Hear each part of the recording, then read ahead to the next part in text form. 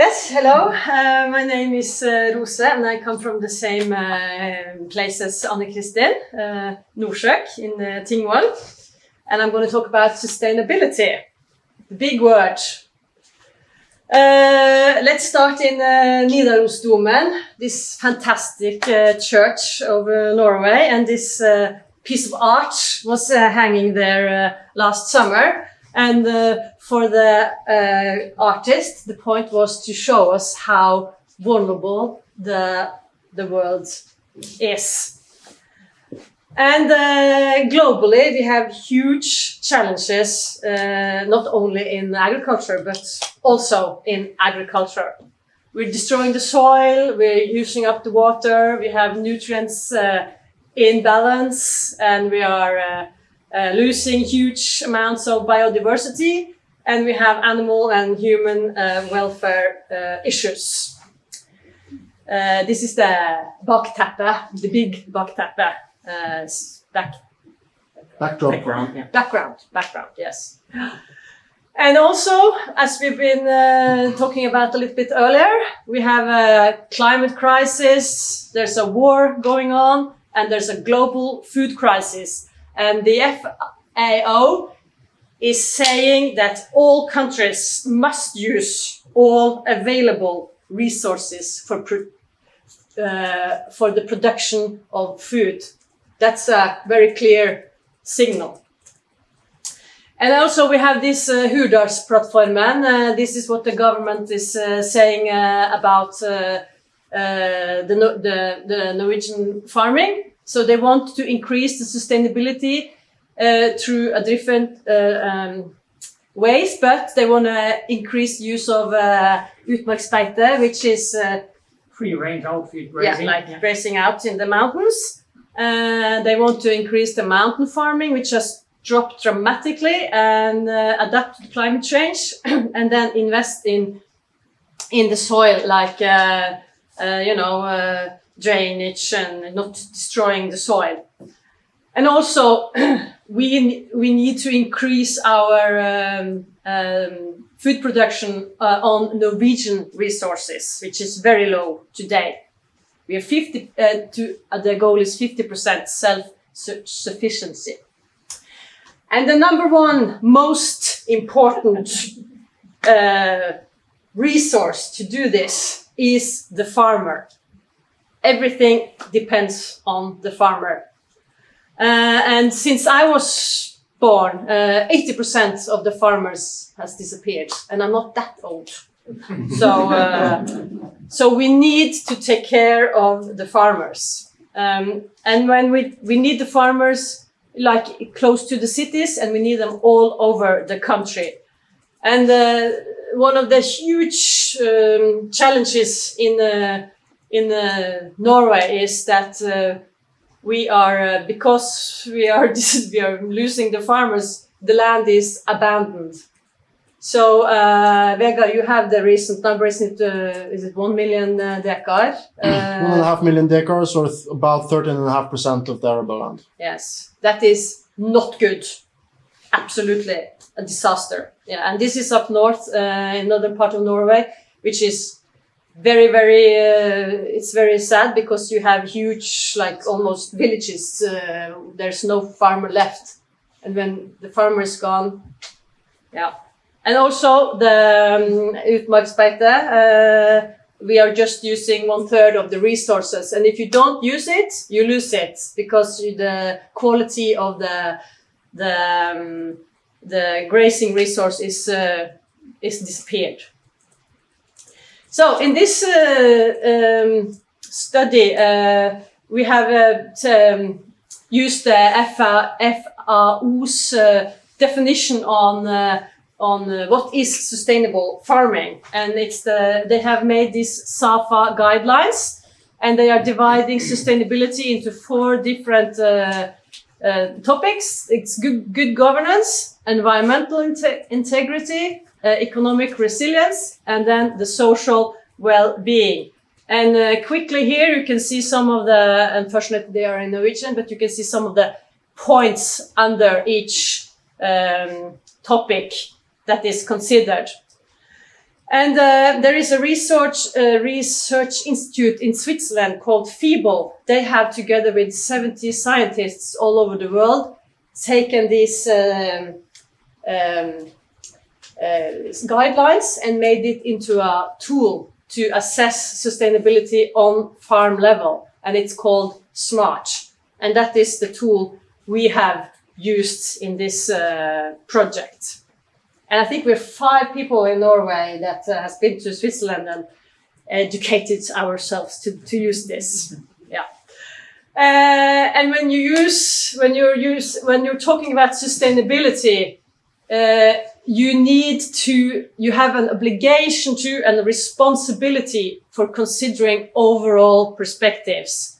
And it is essential that measures to deal with global challenges must be understood and solved in a local context. This is Arne Bardan, some of you might know him, that has said that. And if you look at the overall results of the 8 farms that me and Asbjørn has assessed, you can see that it's generally very good. And the green, as the red is not so good. Red is bad, yellow is not so good, and then it's green, it's good and very good. And some important points for getting a high score in this assessment. It's like 300 questions, so it's very much, but some important points is that you have good agronomy and animal health and welfare is assessed, and that you are supporting biodiversity, that you are grazing is very important, and that you are not feeding a lot of human food to ruminants. And then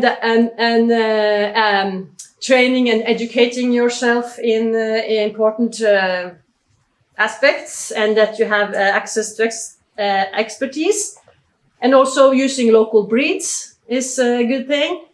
And that you have security for your inputs, including the land, that you have contracts on the land, and also support the local community through local suppliers and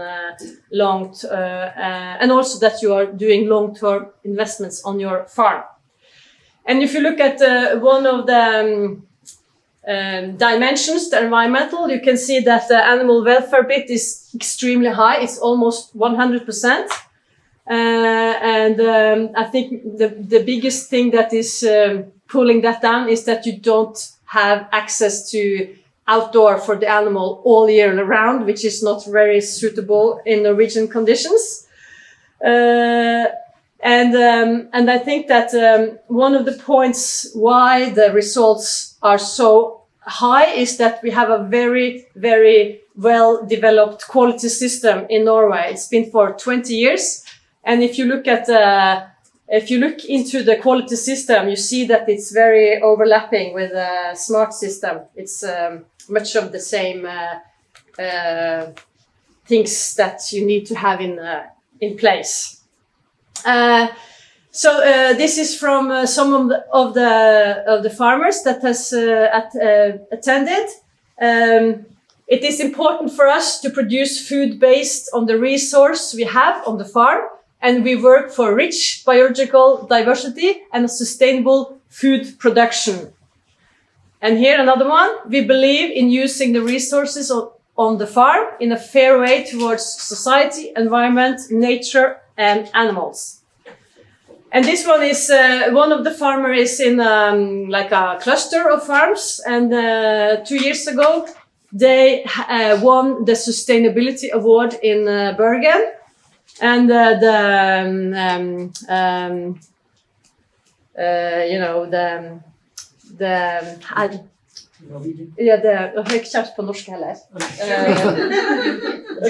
jury, yes. They said animal welfare is in the center. The producer operates in a sustainable and safe manner in line with the UN's sustainability goals. They are focused on reducing the use of resources, environmental destruction, and climate emissions. So that's quite good. So, is there any points to improve? Of course, we all have points to improve, and also the farmers, but maybe the two biggest things when we were discussing sustainability is the amount or the lack of vacation, because it's a lot of work, and then the economy is not matching the amount of work. So that is two big challenges. So I just want to say thank you for the opportunity to participate in this project, and I think I got the best part of the project because I got to work with the farmers, and I got to learn about this sustainability tool, which was very interesting. So I just want to say thank you to the farmers, and it's very impressive what they do, and I can with the FAO in my back say that they are very sustainable. Yes, thank you.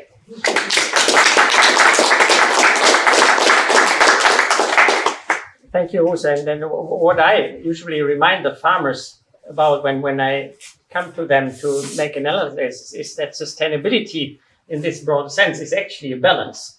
So it's almost impossible to be best at everything, because getting even better in one respect may decrease another score, and that's everyone has to decide what to focus on. You have already taken place again. We have time for one or two brief questions actually this time again, if anyone wants to remark something or ask something, so there's a chance, but of course. If you have time, you could maybe put up the where you split up the farms. This spider diagram where you show the variation.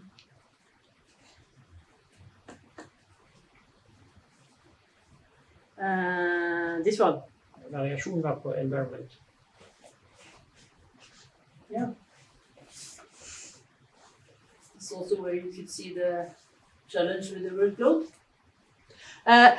The thing is that this is it's like a global tool, and it's not so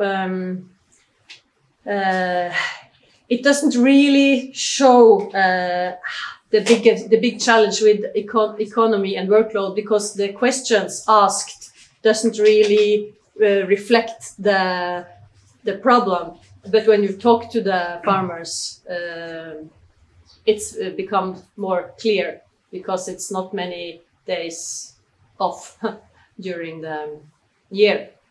So, and also the economy section is more, the tool is more concerned about if you do long-term investments on the farm, if you have security for your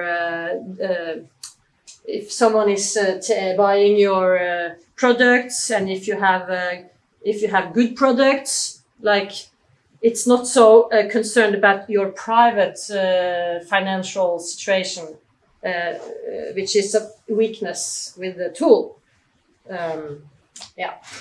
Just a quick comment. I work on sustainability and models like this in other settings, and I would like to. My experience is that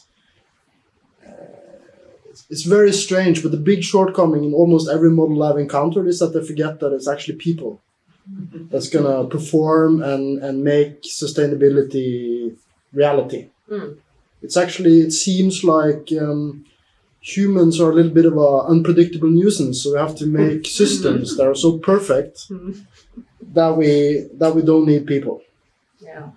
And that's food for thought for everyone, because it's sustainability is people. Yeah. Thanks again, Åse.